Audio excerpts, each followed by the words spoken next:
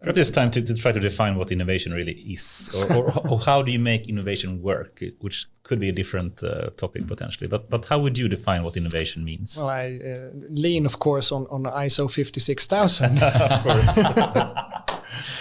Can you lean on that? I would never want to lean on that. I can lean on me. Magnus Carlsson. He's a solid guy. Yeah. Okay, he's a solid guy. He's a singer, that's far. Okay, sorry. So what is it? Yes. A new or changed entity that redistributes or realizes value, as it says. Can you repeat that, please? That's nice. Yeah. A new or changed entity that realizes or redistributes value. Okay, yeah.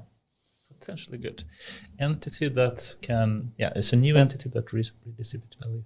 And an entity can, of course, be a product, but it can be a process, a management system, business model, a lot of things. And I think we have a lot of work on doing that. This entity can be a lot of things. Perhaps one way to describe it would also be, how would an organization work that didn't innovate? Or it would die. Like a Kodak moment. Or, No, but this definition of innovation, you can be very fancy or you can make it really simple. I had the fortune to work with Ericsson many years back, to work with some super smart people when we helped them distill down a certification and training in product lifecycle management, starting from innovation to end of life. Yeah. And so we had that. I remember that to this day. This is 2005, I don't know, certifying product owners and product managers in Ericsson. And we had that question. Do you know the definition of innovation from product lifecycle management perspective in Ericsson? And it was, in the end, we made this into a discussion. And can you imagine going around, doing certification workshops with very, very senior product owners and managers. So it was not like I could teach them anything. It was more about we knew our tips and tricks and how it worked together systematically in Ericsson. And then the bottom line was anything and opportunities to provide value. As a very generic definition. But I think that's too wide. I mean, we need to have clear distinctions here about terms. Because just anything that provide value is more or less... realizing or redistributing value. Yeah, but because the point with this was actually very clear when Ericsson did it, was to highlight, don't get hung up on this tech system radio-based days 4.5 feature innovation. You have process innovation, you have supply chain innovation, you have organizational innovation. Yeah. So you have innovation from the human aspect, So the whole point was actually don't limit the inbox, so to speak. So innovation can happen in different areas and different topics and themes, as you call it, for sure. But if we just try to, this is a bit hard question, but there are terms like, what is engineering? What is research or academic research? What is research and development, which is sometimes called innovation? Do you find, for example, R&D to be similar to innovation, or is there a distinction? There's definitely a distinction, because our R&D focuses on actually addressing. So this is a problem that I need to solve oftentimes in some kind of technical fashion. So you develop a drug or a gadget or I don't know, a new engine to do something. Innovation has to consider the full business model. Right. At least if you're talking about something more than incremental innovation, because that's the whole point. Shifting something, a new way to provide the value. That's when you go to, if you want to call it radical innovation or transformational innovation. And that can happen in many ways. Let's say, for example, a couple of decades ago, when you had an ulcer, we had surgeons, gastrosurgeons, who went into the stomach and cut it away. And then you sewed up, and it took lots of resources. It's a big operation. It's not very comfortable. Along comes LOSEC.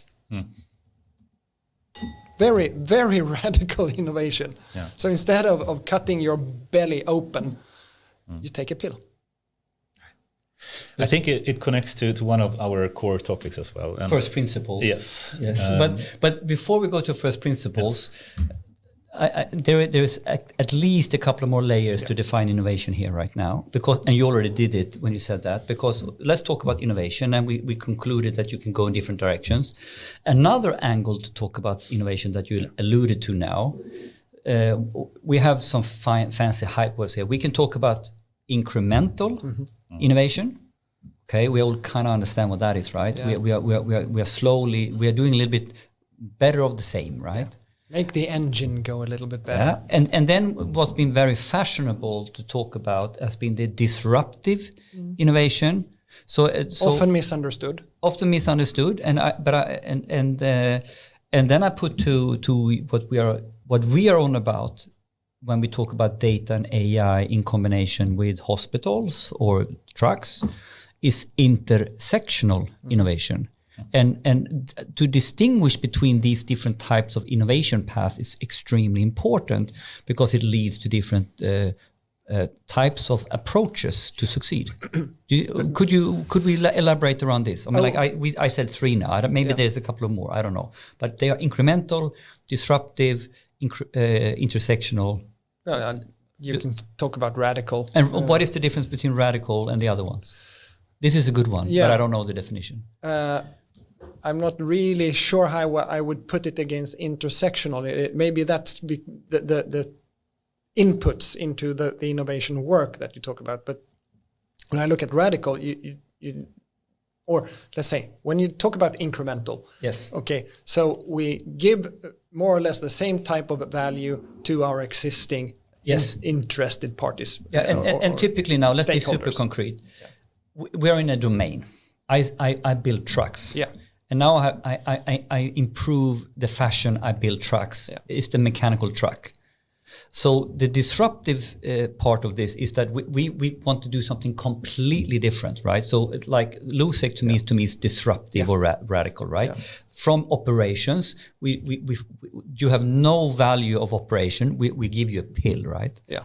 Now, when I talk about data and AI, it's basically, here is one domain competence and here's another domain competence.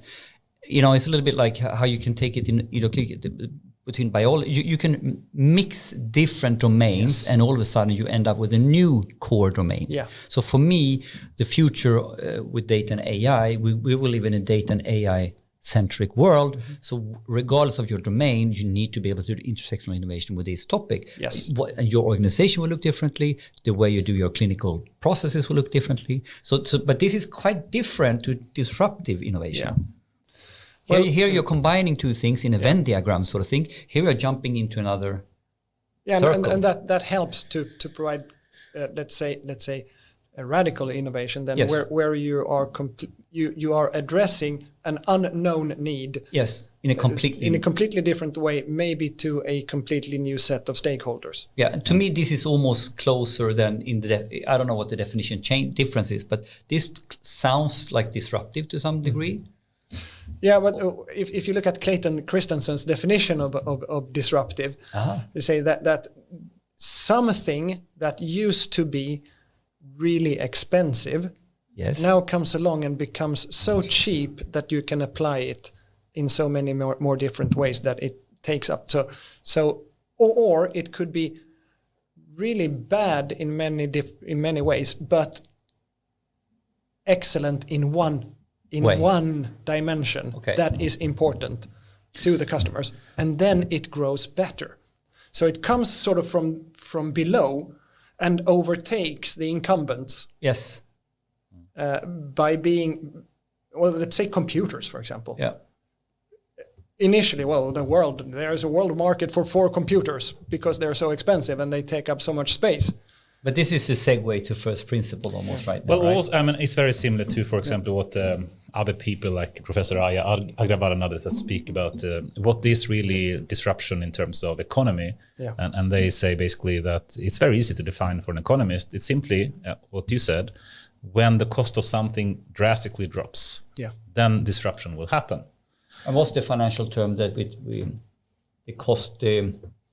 Marginal cost? No, we had it. Someone used it very casually here at the Anna Fellander. She had this when she looked as a macroeconomist. She used a macroeconomist term for this. I forget it already. I forgot it as well. You know what I mean, right? Cost. Cost benefit? No? It means the same, but she had the macroeconomist word that I learned. I already forgot it. No, but I think this question about incremental versus disruptive innovation is important, and sometimes you look down a bit on incremental innovation, which I think is dangerous as well. I mean, that is also important. Of course, you want disruptive as long as it has positive benefits, but incremental can also be useful. Yeah, I mean, you can't have it all the time. No. So the literature or theory say, okay, so what's your ratio? Where should your portfolio be? Was it the 70-20-10 rule? Yeah, exactly, that one. So what's the 70-20-10 rule?